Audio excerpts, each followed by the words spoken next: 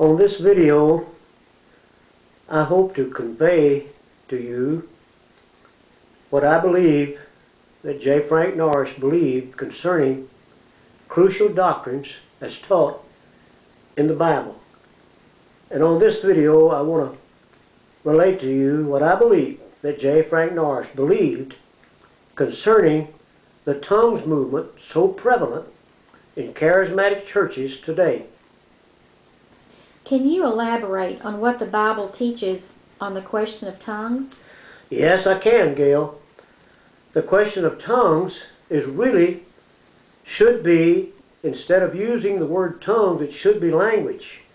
And if we look at the 2nd chapter of Acts, we're introduced to this concept of this great phenomenon that took place on the day of Pentecost, which is a New Testament feast time.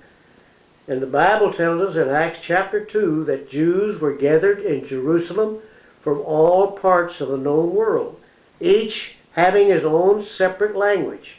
And we're told that as the Spirit of God gave utterance, these Christians, these early church Christians, were then able, by the power of God, to speak in a language, not a tongue, but a language in which all of these foreigners could understand in his own language.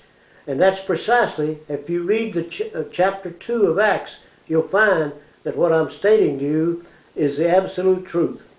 So was this event at Pentecost a fulfillment of Joel chapter 2? I would say that it's a partial fulfillment. And if you read the full context of the 2nd chapter of Acts, you'll note that Peter says that this is that which was prophesied by the prophet Joel in the Old Testament in chapter 2. Now this indeed was a partial fulfillment, but not a complete fulfillment. And there came a time when tongues or languages cease to offer any purpose whatsoever. But when Christ comes back again, it's my belief that once again, those who maybe not know a language will be supernaturally empowered to speak languages in a manner in which perfect strangers will be able to understand, just like they did on the day of Pentecost. But to answer the question again, yes, this was a partial fulfillment, but not the complete fulfillment.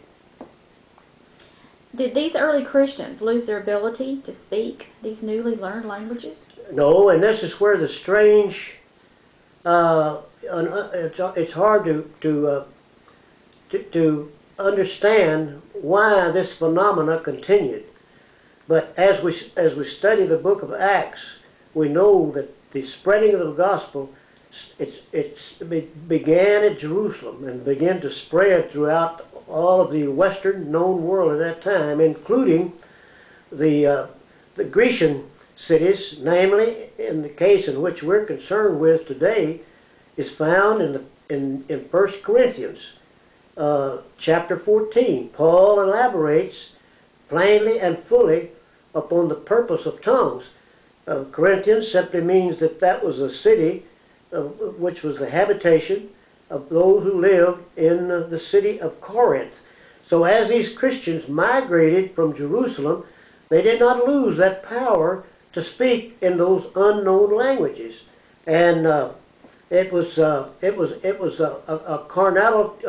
act of carnality for them not to understand the purpose which was exhausted on the day of Pentecost. They were not to continue on. And if you read carefully the 1 Corinthians chapter 14, you will plainly see that Paul reprimands these people who insisted on making a display of their ability to speak in tongues.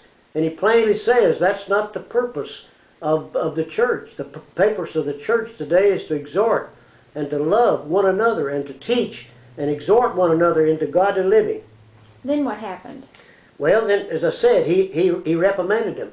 And I think it's worthy of note that at no place in that 14th chapter does he commend these people for their ability to speak in tongues. In fact, he boldly and plainly reprimands them and says that what you're doing is making a mockery of the things of God.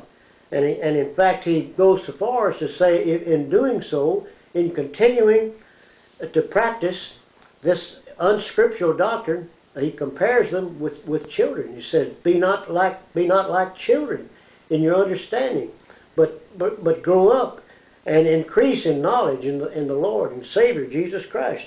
So then he also says that tongues are for a sign. We go back to the 2nd chapter of Acts, and the language was given so that the unbelievers could hear in their own language. So tongues were for unbelievers, not believers. So you see today the practice of the speaking of tongues in charismatic churches is always within the confines of that building. Now, if they really want to be scriptural, they should go out into the streets and then start speaking in tongues, because he said that's a sign that what you're doing is a phenomenon that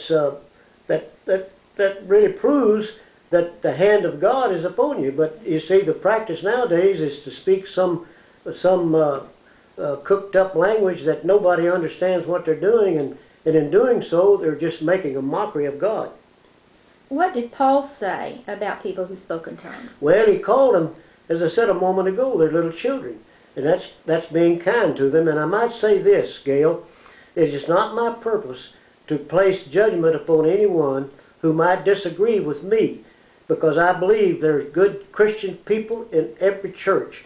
And it is not my purpose to sit in judgment upon the destiny of another person that I cannot delve into the innermost part of their soul. But I can compare their works with what I believe the Bible teaches. And I emphatically believe that tongues has done an awful lot of damage in this modern era of the 20th century church. And it's just brought a lot of shame and caused a lot of confusion. And Paul speaks of it in another portion, I believe it's the 13th chapter of that same book. He says it's like a sounding brass and a tinkling cymbal. And those of you who are familiar with what I'm talking about will agree with me, unless, of course, you're into that charismatic movement.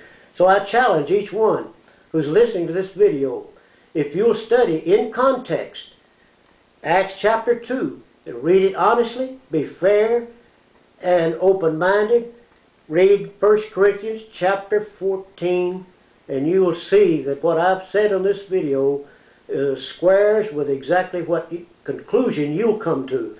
So I hope you'll do that and take what I've tried to say in love, with the thought in mind that it's my desire to help people and to convey what I believe the Bible teaches. And reiterating again, this is what J. Frank Norris taught. And through the years of my Bible study, being at age 90 now, this is what I believe. And that's why that I'm trying to pass on to those of you who look at this video, that you'll know what kind of a man J. Frank Norris really was. Thank you for listening. God bless each one.